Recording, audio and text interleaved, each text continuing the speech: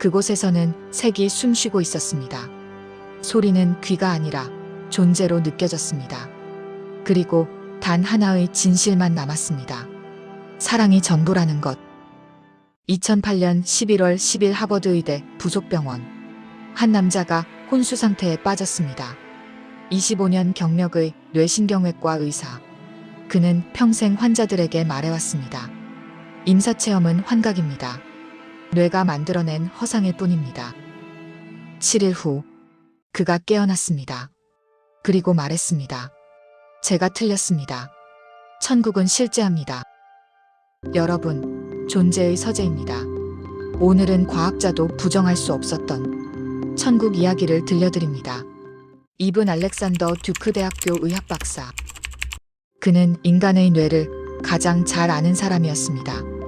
1000건 이상의 뇌 수술, 수백 편의 논문, 의학계가 인정하는 권위자, 그리고 철저한 과학자였습니다.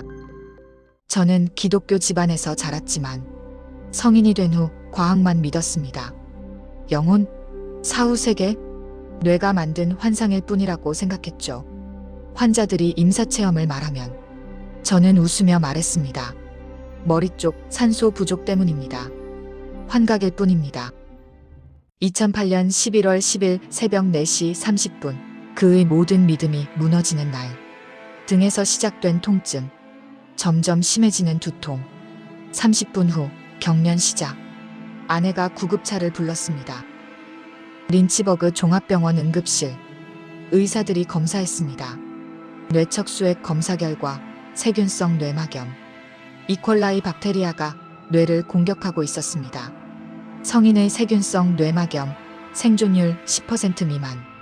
특히 이퀄라이는 최악이었습니다. 뇌 전체가 감염되고 있었습니다. 항생제 투여. 하지만 효과 없음. 6시간 후 혼수 상태. 의료진이 모였습니다. 뇌피질 기능이 정지되고 있습니다. 뇌파 검사 대뇌피질 활동 거의 제로. 의식, 기억, 사고를 담당하는 뇌의 가장 중요한 부분이 완전히 멈춰 있었습니다. 의학적으로 그는 깊은 혼수 상태였고 대뇌피질 기능은 사실상 정지된 상태였습니다. 하지만 그 시각 그는 이상한 곳에 있었습니다. 진흙 같은 곳이었습니다. 어둡고 축축하고 끈적거리는. 하늘도 없었습니다. 땅도 명확하지 않았습니다. 처음에는 누가 나인지도 몰랐습니다. 이름도 과거도 가족도 아무 기억이 없었어요. 그저 그곳에 있었을 뿐입니다. 그리고 얼굴들이 보였습니다. 진흙에서 나타났다 사라지는 괴상한 얼굴들. 무섭지는 않았습니다. 하지만 불쾌했어요. 마치 태어나기 전 아무것도 아닌 상태에 있는 것 같았죠. 그곳에 얼마나 있었을까? 시간 감각이 없었습니다. 영원처럼 느껴졌습니다. 그런데 갑자기 빛이 나타났습니다. 말로 설명할 수 없습니다. 초록색이었는데 지구의 초록색과는 달랐어요. 더 생생하고 더 살아있고 더 진짜였습니다. 그는 거대한 나비 날개 위에 있었습니다. 수백만 마리의 나비들이 함께 날고 있었습니다. 나비들이 노래를 불렀습니다. 들리는 노래가 아니라 느껴지는 노래였어요. 색깔이 소리가 되고 소리가 색깔이 되었습니다. 옆에 누군가 있었습니다. 아름다운 젊은 여인. 그녀는 말없이 저를 바라봤습니다. 하지만 그녀의 눈에서 메시지가 전해졌어요. 당신은 사랑받고 있어요. 당신은 소중해요. 두려워할 것은 아무것도 없어요.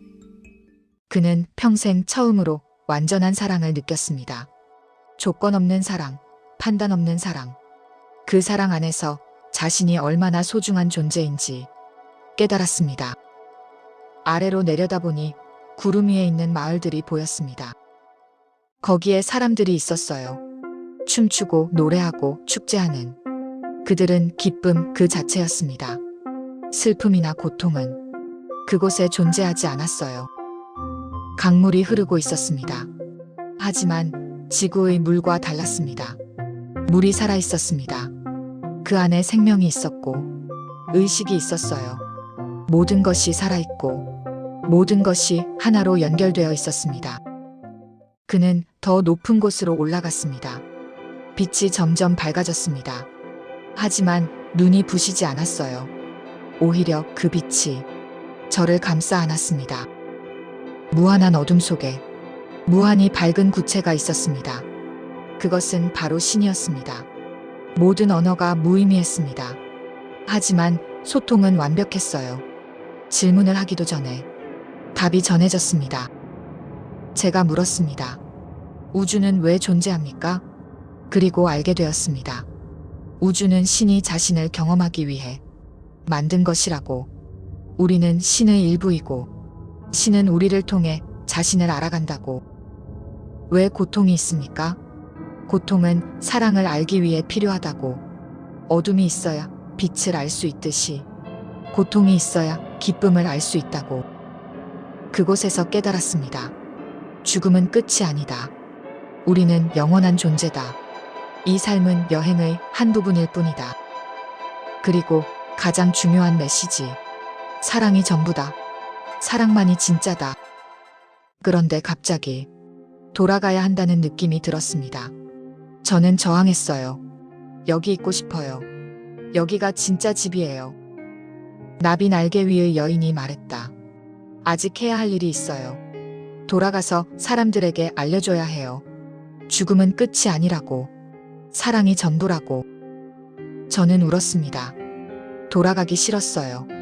지구는 너무 제한적이고 너무 고통스럽고 너무 외로운 곳이니까요.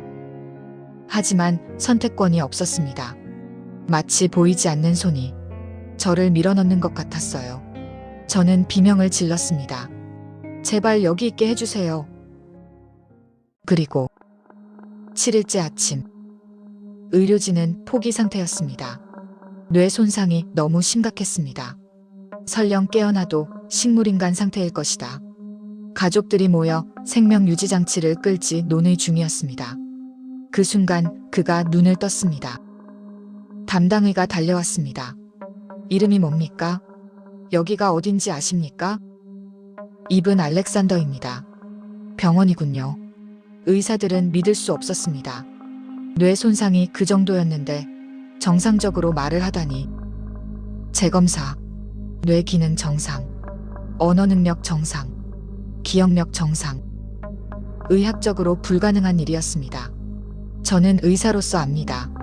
제 뇌 상태에서는 어떤 의식 활동도 불가능했어요. 환각? 꿈? 절대 아닙니다. 뇌피질이 완전히 꺼진 상태였으니까요.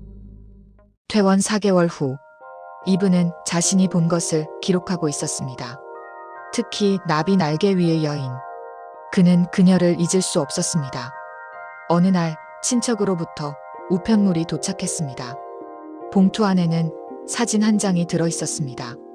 이브는 입양하였습니다. 그리고 오랫동안 자신의 생물학적 가족을 찾고 있었습니다. 사진을 보는 순간 심장이 멈추는 것 같았습니다. 사진 속 젊은 여인. 그는 그 얼굴을 이미 알고 있었습니다. 천국에서 만났던 바로 그 여인이었습니다. 그녀는 그의 생물학적 누나. 하지만 그는 한 번도 그녀를 만난 적이 없었습니다. 그녀는 그가 태어나기 2년 전 교통사고로 세상을 떠났기 때문입니다. 천국에서 본 여인과 사진 속 누나는 완벽히 일치했습니다. 그때 확신했습니다. 제가 본 것은 환각이 아니었다고. 천국은 실제한다고.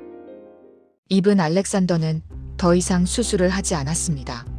대신 그는 글을 쓰고 강연을 합니다. 저는 25년간 환자들에게 거짓말을 했습니다. 임사체험은 환각입니다 라고. 이제 저는 압니다. 그들이 진실을 말했다는 것을. 과학자로서 말씀드립니다. 의식은 뇌에만 있지 않습니다. 뇌는 단지 수신기일 뿐입니다. 진짜 의식은 저 너머에 있습니다. 죽음은 끝이 아닙니다. 시작입니다. 우리는 영원한 존재입니다. 그리고 가장 중요한 것, 당신은 사랑받고 있습니다. 항상 무조건적으로. 이것은 제가 천국에서 받은 가장 큰 선물입니다.